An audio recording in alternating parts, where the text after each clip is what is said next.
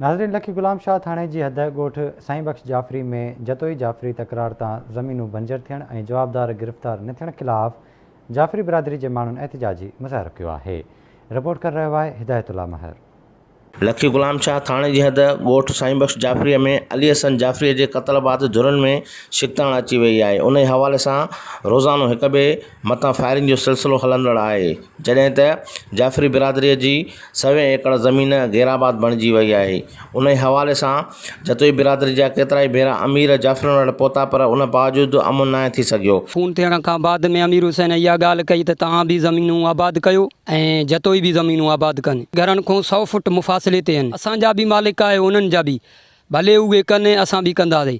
हुननि पंहिंजा रोंबा कढी करे तयारी माना ज़मीनूं पंहिंजो रोंबा करे फ़ारिग थी करे जंहिंमहिल असांजे रोंबनि जो वारो आयो, असांजो ट्रैक्टर जीअं ई लथो हेठि ज़मीन में, उन ट्रैक्टर जे ड्राइवर खे बि गोली हई वञे ऐं ट्रैक्टर खे बि गोलियूं हई वञनि। कब्ज़ा कयूं वेठा आहिनि। असां जेको हर असां ज़मीन असां पोयों असां पाण अमीर अली जतो ई आयो चढ़ी असां वटि मेड़ खणी आयो त असांखे चए तव्हां कुझु कदम न खणो। असांजे पासे तव्हां मालिक हो असांजा, असां कदम कुझु बि न खयोंसीं।